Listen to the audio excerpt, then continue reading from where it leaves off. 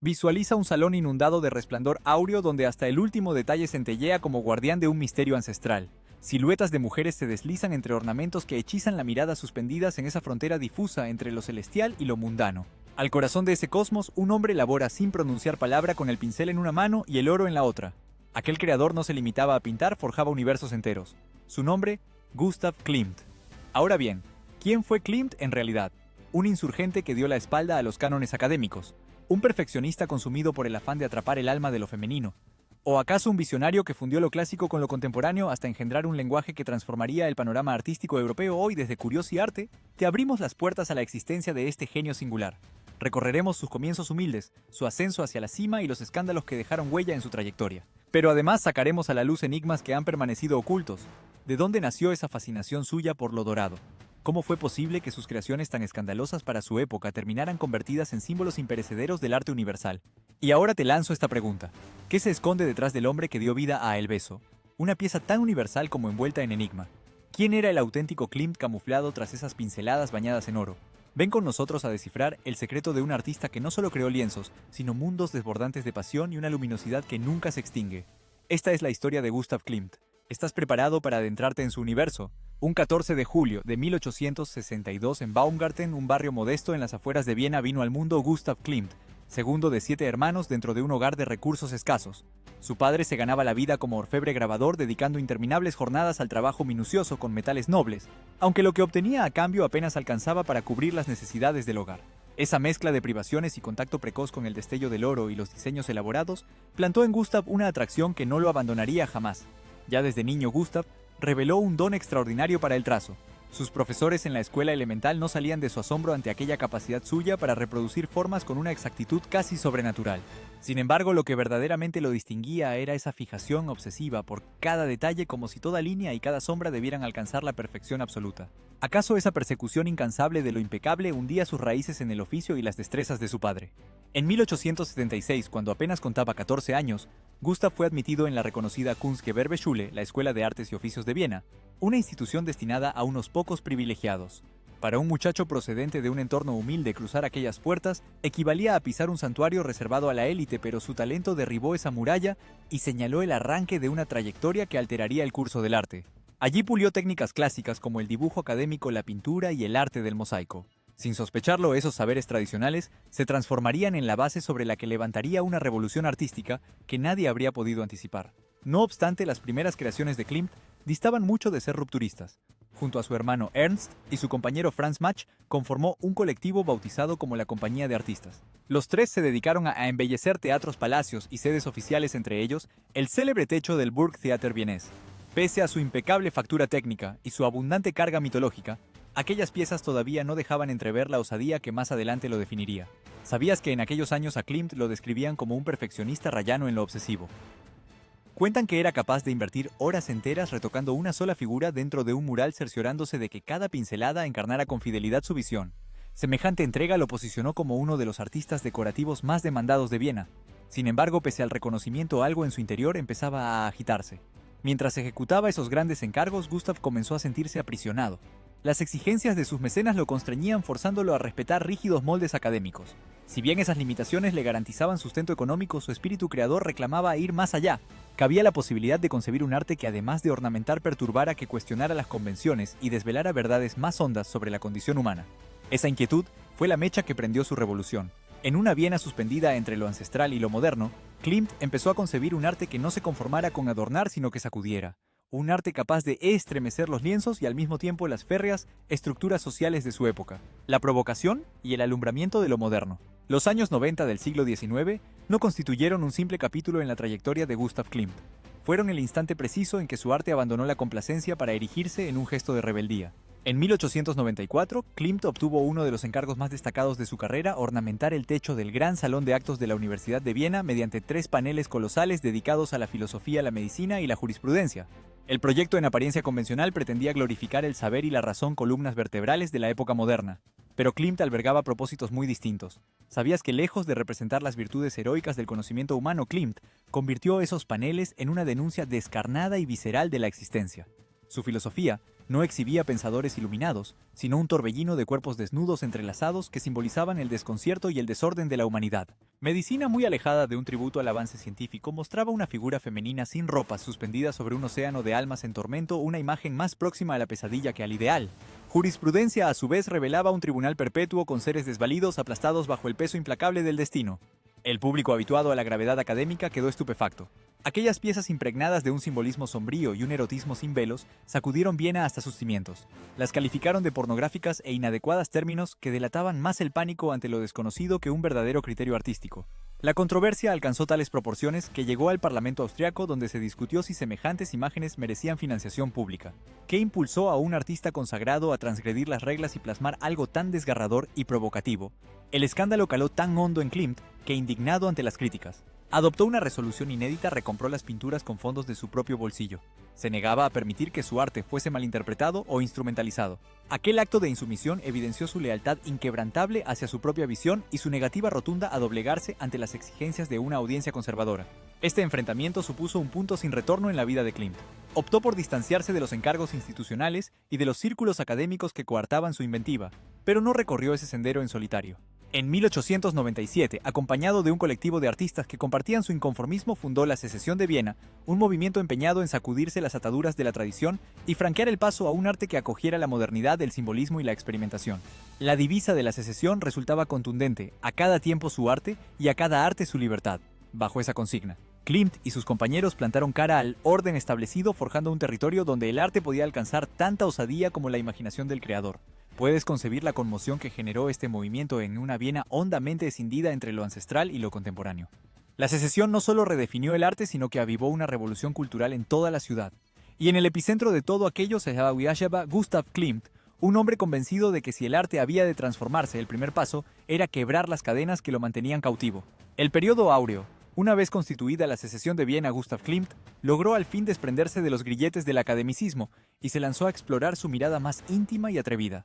Fue precisamente en esta fase cuando el artista tocó la cima de su potencia creadora, alumbrando lo que hoy denominamos su legendario periodo áureo. Aquella etapa renovó por completo tanto su técnica como su concepción del arte. Klimt quedó hondamente cautivado por los mosaicos bizantinos que había admirado en Rávena, Italia, con motivo de un viaje realizado en 1903. Aquellas imágenes sacras, revestidas de oro y cargadas de misticismo, le revelaron la fórmula para entrelazar lo mundano y lo espiritual en sus creaciones. Movido por esa vivencia, incorporó láminas de oro y plata a sus telas, dando forma a composiciones que parecían emanar un fulgor etéreo casi sobrehumano. Ahora bien, ¿por qué precisamente el oro para Klimt? Ese material iba mucho más allá de la opulencia o el lujo. Constituía un vínculo con lo eterno y lo sagrado. En sus piezas doradas, las figuras humanas no eran meras personas, sino emblemas universales de deseo, amor, poder y trascendencia. El beso, el punto culminante del periodo áureo. Entre todas sus creaciones, ninguna condensa esta etapa con mayor intensidad que El beso, finalizado en 1908. El beso trasciende la condición de simple cuadro. Se trata de un manifiesto. Plasma a una pareja arropada en un abrazo perpetuo, una comunión tan profunda que sus cuerpos parecen fundirse entre ornamentos dorados. Cada pincelada, cada centelleo de oro, nos convoca a meditar sobre el amor como un diálogo entre lo carnal y lo celestial. ¿Sabías que Klimt empleó oro auténtico al elaborar El beso? No se trataba de un mero adorno, era su manera de enaltecer el amor hasta un plano rayano en lo sagrado. Asimismo, los motivos del lienzo encierran una simbología honda. Los rectángulos de trazo geométrico sobre el manto del hombre encarnan la fortaleza y lo racional, en tanto que las formas florales del vestido femenino remiten a la delicadeza y lo emotivo. Se trata de una conversación visual entre polos opuestos que hallan su complemento mutuo, la acogida del público y la crítica. Aunque en nuestros días, el beso figura entre las piezas más admiradas y aplaudidas del arte universal, su recibimiento inicial distó de ser unánimemente favorable. Ciertos críticos de aquel tiempo lo juzgaron demasiado ornamental y carente de profundidad, viéndolo más como un objeto decorativo que como una creación artística de calado. No obstante, la respuesta del público discurrió por el camino contrario. ¿Sabías que El beso encontró comprador incluso antes de que Klimt diera las últimas pinceladas? La Galería Belvedere de Viena, cautivada por su poder de atracción, lo adquirió por una suma sin precedentes, garantizando así que aquella obra maestra jamás saldría de territorio austriaco. Ese triunfo comercial ratificó a Klimt como la figura artística más relevante de su generación pese a los reparos iniciales.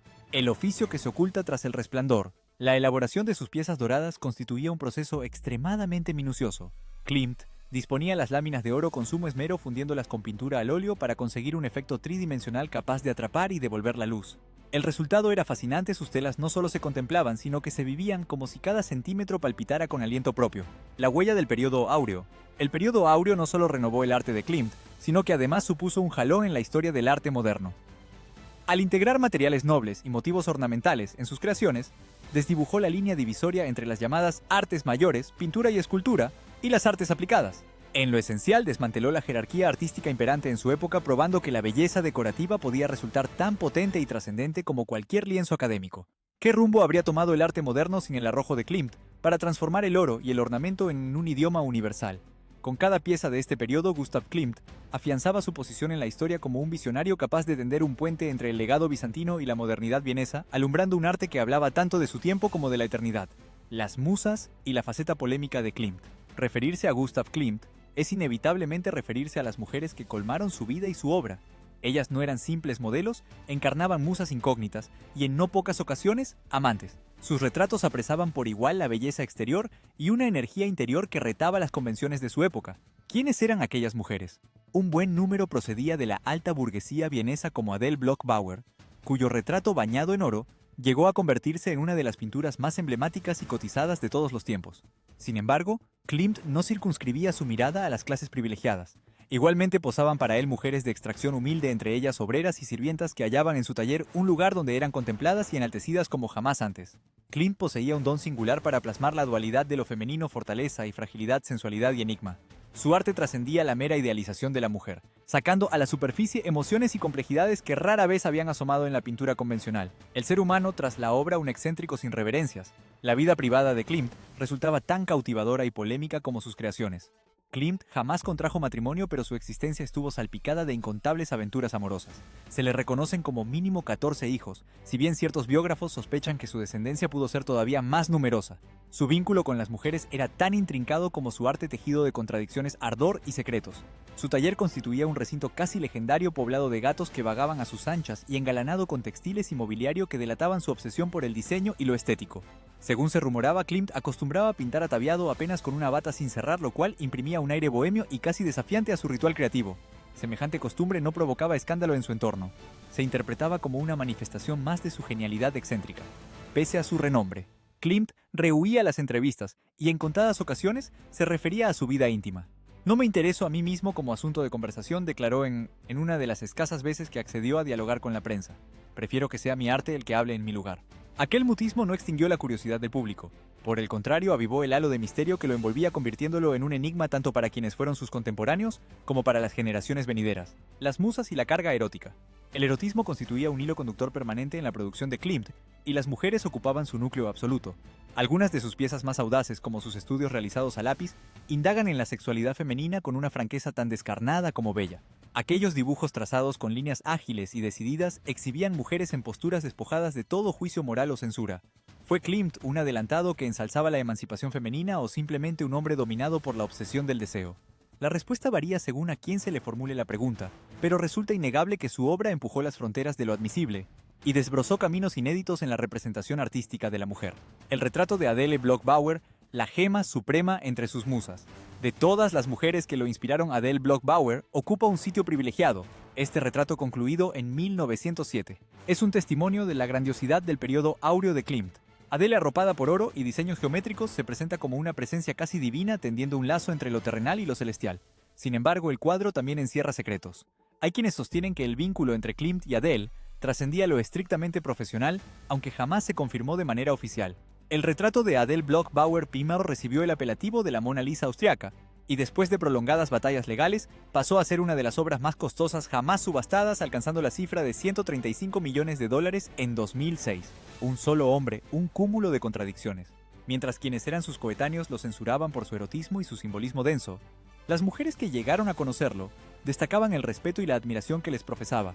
Klimt habitaba en una paradoja permanente, un ser de deseos arrolladores, pero dotado al mismo tiempo de una sensibilidad que le permitía captar el alma de cada mujer que posaba ante él. ¿Fue Klimt alguien que se anticipó a su época en el modo de plasmar lo femenino, o más bien una persona que comprendía como ningún otro la manera de explorar el anhelo humano con cada trazo de pincel, y cada musa que cruzaba las puertas de su taller no solo retrataba mujeres, tejía historias, emociones y misterios que siguen fascinando al mundo entero? La herencia de un visionario. El 6 de febrero de 1918, Gustav Klimt exhaló su último aliento a los 55 años, abatido por una neumonía derivada de la devastadora gripe española que asolaba el continente europeo. Su partida selló el cierre de una era en el arte, pero su legado apenas empezaba a propagarse. En vida, Klimt desafió convenciones, incomodó a la crítica y cautivó espíritus. Con su muerte dejó tras de sí un vacío colmado por el eco de sus creaciones, una herencia que aún reverbera a lo largo del tiempo. ¿Qué le legó Klimt a la humanidad? Más allá de sus piezas emblemáticas, Klimt transmitió un mensaje. El arte no debía conformarse con reproducir la realidad, sino reinventarla, volverla más intensa, más vibrante, más humana. Fue un visionario que no vaciló en fundir el lujo con lo cotidiano, el deseo con lo espiritual y lo contemporáneo con lo imperecedero. Su repercusión trascendió con creces los lienzos. La impronta de Klimt se extendió a la moda, el diseño, la arquitectura y la cultura de masas. Sus motivos dorados y geométricos continúan apareciendo en colecciones de alta costura, cubiertas de libros e incluso tatuajes esparcidos por todos los rincones del planeta. Su lenguaje estético sigue murmurando la promesa de algo singular, algo celestial. Pese al reconocimiento que cosechó en vida, buena parte de las creaciones de Klimt no obtuvo su verdadera valoración sino hasta décadas después de su fallecimiento. A lo largo de la Segunda Guerra Mundial, numerosas pinturas suyas fueron expoliadas por los nazis, entre ellas algunas de sus piezas más preciadas como el retrato de Adele Bloch-Bauer, primero popularmente conocido como la Dama Dorada. Aquel lienzo se situó en el epicentro de una contienda judicial emprendida por los descendientes de Adele, quienes pelearon durante años por su restitución. Un emblema imperecedero de lucha y hermosura. En 2006, tras una victoria judicial de dimensiones históricas, la Dama Dorada salió a subasta por $135 millones, erigiéndose en la pintura más costosa de la historia hasta aquel momento. Este cuadro constituye un testimonio del genio artístico de Klimt, un símbolo de resistencia que demuestra cómo el arte es capaz de sobreponerse a la opresión y alzarse como un faro de justicia. El alcance perdurable de su obra. El beso, probablemente su creación más célebre, continúa siendo una de las piezas artísticas más reproducidas del planeta. Pero tras su fama se esconde algo de mayor calado, una plasmación del amor entendido como acto de fusión donde lo humano y lo sagrado confluyen. Con cada contemplación invita a quien lo observa a percibir la belleza no como algo superficial, sino como una vivencia que trasciende lo terrenal. ¿Qué explica que la obra de Klimt siga conmoviendo corazones más de 100 años después? ¿Es su empleo del oro, su maestría en lo erótico o su facultad para atrapar la esencia de lo humano sobre un lienzo, el Klimt imperecedero? Klimt no fue tan solo un pintor, fue un alquimista de las artes. Convirtió pigmentos y láminas de oro en emociones, forjando un cosmos en el que el espectador puede extraviarse una y otra vez.